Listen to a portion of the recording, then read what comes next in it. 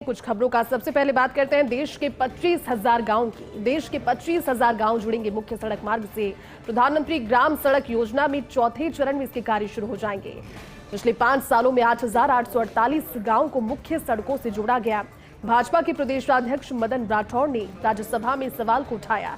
ग्रामीण आबादी को सड़कों से जोड़ने के संबंध में एक सवाल उन्होंने लगाया और जवाब में ग्रामीण विकास राज्य मंत्री कमलेश पासवान ने उन्हें जवाब दिया। सदन में बताया कि राठौड़ ने बताया पीएमजीएसवाई के अंतर्गत 2019 तक 1.5 लाख से अधिक गांवों को जोड़ा। 2019 से 2024 के बीच 8,848 गांवों को इस योजना के तहत सड़क मार्ग से जोड़ा।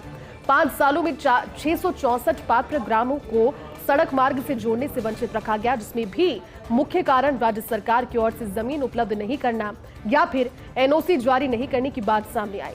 केंद्र ने 500, 250 और 100 जनसंख्या वाले गांवों को लेकर योजना बनाई। क्षेत्र के अनुसार वर्गीकृत करके सड़क मार्ग से जोड़ने के लिए भी कार्य योजना बनाई गई, लेकिन ये भी सदन में बात उठी कि अब 25,000 गांवों को मुख्य मार्ग से जोड़कर ग्रामवासियों को नई सौगात दी गई। और खास बात यह है कि देश भर के ये 25,000 गांव ऐसे हैं जहां पर लंबे समय से कनेक्टिविटी होने की दरकार थी, लेकिन ये अच्छी बात है कि इन 25,000 ग्रामों को चिन्हित किया गया है और एक नई सौगात इन्हें दी गई है, क्योंकि परेशानी यहीं से हो जाती थी, क्योंकि एक सड़क का संसाधन या फिर रोड जाल नहीं होने की वजह से एक जगह से दूसरी जगह या तो बहुत ज्यादा समय बहन करके पहुंचना पड़ता था या फिर पहुंच ही नहीं पाती थी। लेकिन 25,000 गांव को मुख्य सड़क मार्ग से जोड़कर ग्रामवासियों को यकीनन एक बड़ी सौगात दी गई है। तो चलिए अब आपको बताते हैं एसोसिएट एडिटर निर्मल तिवारी की रिपोर्ट। विधायकों का इंतजार करते रह गए सनातनी पौधे। राज्य स्तरीय वन महोत्सव में लगाए जाने थे 51 सनातनी पौधे, जिसमें 11 बरगद के पौधे, 10-10 पीपल के पौधे, गूलर, पिलखन और नेती पीपल के पौधे। एसडीआरएफ कैंपस में सर्पिलाकार में सीएम भजनलाल शर्मा ने सर्पिल केंद्र में पीपल का पौधा रोपा। शेष जो बचे हुए सर्पिल शाखा में थे वो जयपुर जिले के डिप्टी सीएम सहित 18 विधायक, वन मंत्री संजय शर्मा, संसदीय कार्य व विधि मंत्री जुगाराम पटेल, सीएस, एसीएस, प्रमुख सचिव, हॉफ तथा अन्य आईएएस, आईपीएस, आईएफएस अधिकारियों को पौधे लगाने थे। सभी मौजूद नेता और अधिकारियों ने हरियालो राजस्थान के महायज्ञ में पौधा लगाकर आहुति दी, लेकिन जयपुर जिले के 17 विधायक कार्यक्रम में गैर हाजिर रहे। इन 17 विधायकों के नाम की पट्टी और लगाए जाने वाला पौधा जरूर दिखे कार्यक्रम स्थल पर, लेकिन विधायकों के नहीं पहुंचने से कार्यक्रम के समापन तक, यानी कि जब तक कि खत्म नहीं हुआ कार्यक्रम, तब तक 17 पौधे जो सनातनी पौधे हैं वो इनकी राह देखते रहे। यानी कि सभी के लिए एक पौधा रखा गया था, लगाया जाना था, हालांकि नहीं पहुंच पाने की वजह से पौधे रह गए और अब इन्हें रोपा जाएगा। उजलास में रुक करते हैं राजस्थान की भी कुछ खबरों का। राजस्थान के सरिस्का टाइगर रिजर्व से जुड़ा मामला। सुप्रीम कोर्ट ने पांडुपोल हनुमान मंदिर को लेकर राज्य सरकार को दिए हैं निर्देश। पांडुपोल हनुमान मंदिर आने जाने के लिए 2025 तक नियम तय करने के निर्देश सुप्रीम कोर्ट की ओर से दिए गए हैं, जिसमें निजी वाहनों की जगह electric shuttle buses, buffer zone में होटल्स, रिजॉर्ट्स के संचालन के लिए कड़े नियम तय करने के निर्देश दिए हैं। साथ ही साथ टाइगर हैबिटेट प्रबंधन में सुधार और फील्ड स्टाफ की संख्या को बढ़ाने के भी निर्देश दिए हैं। सुप्रीम कोर्ट ने तो ये भी कह दिया है कि पांडुपोल हनुमान मंदिर के लिए बनाई गई सीईसी की सिफारिशों की समीक्षा भी की जानी चाहिए। सीईसी की सिफारिशों में electric shuttle buses, buffer zone के लिए कड़े नियम और हैबिटेट प्रबंधन में सुधार का भी सुप्रीम कोर्ट की बातों के जरिए समर्थन किया गया। ऐसे में राजस्थान सरकार ने उपायों के लिए समय सीमा और बुनियादी ढांचे के समायोजन के साथ सहमति भी व्यक्त कर दी। राज्य सरकार ने सुप्रीम कोर्ट को भरोसा भी दिलाया। कहा, राज्य निजी वाहनों के स्थान पर इलेक्ट्रिक बसेस में यात्रियों को ले जाने के लिए तत्काल कदम भी उठाने वाली है, जिससे बाघों के आवास और तीर्थयात्रियों की भावनाओं के बीच एक संतुलन बना रहे। राज्य सरकार ने सीईसी के फील्ड अधिकारियों और स्टाफ की कमी की चिंता का भी समाधान किया है। उन्होंने ये भी कहा कि इस मुद्दे को हल करने के लिए मुख्य सचिव से भी बात की जाएगी। साथ ही क्षेत्र में बाघों के लिए उचित प्रबंधन को सुनिश्चित करने के लिए भी आवश्यक ठोस कदम उठाए जाएंगे।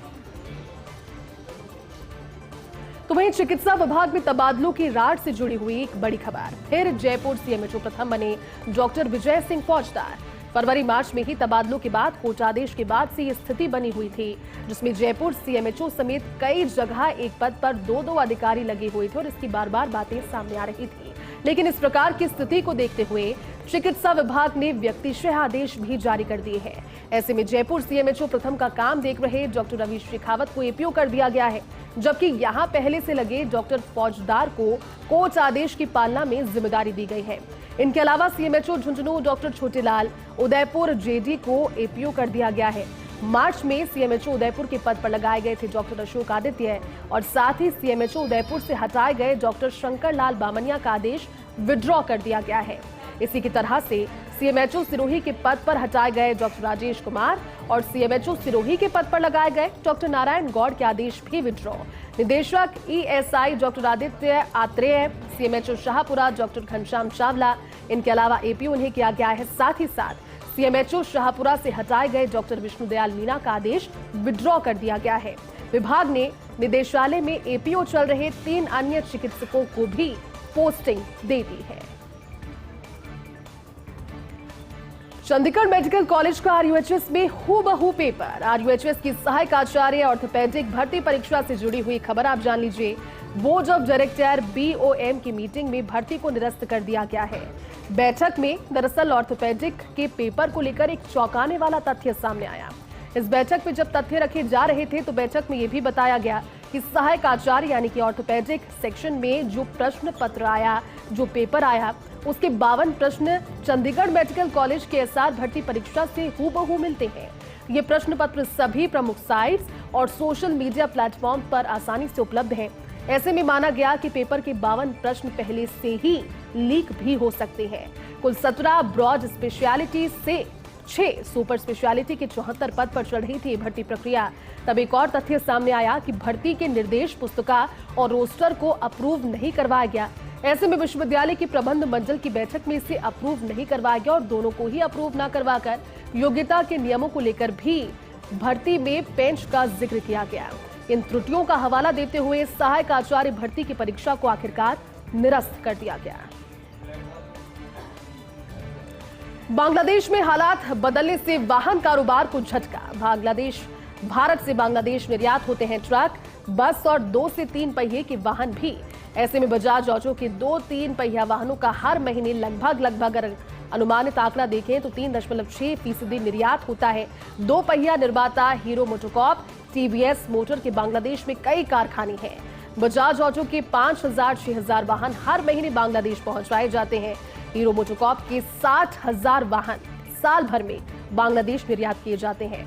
बांग्लादेश में 2 पहिया कारोबार में बजाज ऑटो, हीरो मोटो का काफी दबदबा है, लेकिन बस और ट्रक निर्यात भी करती है टाटा मोटर्स, अशोक लीलैंड, आइशर। 2018-2019 में भी कोरोना से पहले की अगर जानकारी दी तो 34,000-35,000 ट्रक बस निर्यात का यह आंकड़ा था। लेकिन आगे बढ़कर जब 2023-24 तक पहुंचे तो बांग्लादेश में निर्यात हो गए 6,000 व्यावसायिक वाहन, यानी कि जो आंकड़ा है वो इतना ज्यादा इसमें डिक्रीज हुआ। लेकिन बांग्लादेश स्थित भारतीय कारखाने पिछले 3 से 4 दिनों से बंद पड़े हैं। लेकिन सबसे इंपॉर्टेंट बात ये कि इस तरह के कॉन्फ्लिक्ट के बीच अब जब ये असर नजर आ रहा है, इससे कैसे कोप अप किया जाता है, ये देखने वाली बात होती है। बांग्लादेश से भारतीय राजनयिकों को निकालने की योजना तैयार है। बांग्लादेश की सेना ने अब ढाका में उच्चायोग की सुरक्षा को संभाला है। पहले भारतीय उच्चायोग की सुरक्षा में तैनात रहती थी पुलिस, लेकिन बांग्लादेश में हुए उपद्रव के बाद उच्चायोग और दूतावासों से हटी बांग्लादेश पुलिस। ढाका के गुलशन और बारीधारा क्षेत्र की सुरक्षा में सेना तैनात और जल्द ही ढाका से भारत भी बुलाए जा सकते हैं भारतीय राजनयिक, क्योंकि इस समय सुरक्षा सर्वोपरि है। तो वहीं बांग्लादेश से वहां काम कर रहे भारतीयों की वापसी अब शुरू हो गई है। पेट्रोपोल, कूच बिहार, मालदा, दक्षिण दिनाजपुर की सीमाओं से इनकी वापसी हो रही है। बांग्लादेश से पश्चिम बंगाल में प्रवेश कर रहे हैं कई भारतीय, लेकिन हवाई सेवाएं बहाल होने से भारतीयों को काफी राहत हुई है। इस पूरे कॉन्फ्लिक्ट के बीच विमान से भारत लौटे बांग्लादेश में काम करने वाले कई भारतीय, जिन्होंने सरकार का भी धन्यवाद ज्ञापित किया। आज विनेश फोगाट का तो सपना टूटा, लेकिन 140 करोड़ भारतीयों का भी गोल्ड का सपना टूट गया है। पेरिस ओलंपिक में ये सपना टूटा सभी का। विनेश फोगाट के डिस्क्वालिफिकेशन पर संसद में खेल मंत्री ने अपना बयान भी दिया। खेल मंत्री मनसुख मांडविया के बयान के विरोध में विपक्ष ने लोकसभा से वॉकआउट कर दिया। न्याय की मांग को लेकर INDIA गठबंधन के सांसदों ने संसद पर अपना विरोध प्रदर्शन किया। केंद्रीय खेल मंत्री मनसुख मांडविया ने संसद में बयान दिया। उन्होंने कहा कि विनेश का वजन 50 किलोग्राम कैटेगरी में 100 ग्राम ज्यादा आया, इसलिए उन्हें अयोग्य घोषित किया गया। विनेश जीती थी, भारत सरकार ने उनकी पूरी सहायता की। उन्होंने ये भी कहा कि भारतीय कुश्ती संघ ने अंतर्राष्ट्रीय कुश्ती संघ के समक्ष कड़ा विरोध भी इसका दर्ज किया है। पीएम मोदी ने भारतीय ओलंपिक संघ के अध्यक्ष पीटी उषा से बात भी की, वो इस समय पेरिस में मौजूद हैं। विनेश फोगाट को लेकर उच्च एक्शन लेने की बात कही, लेकिन इस बयान के बाद भी विपक्ष अब इस मांग पर अड़ा हुआ है कि उन्हें न्याय दिलवाया जाए, अन्यथा वो ओलंपिक का बहिष्कार कर देंगे।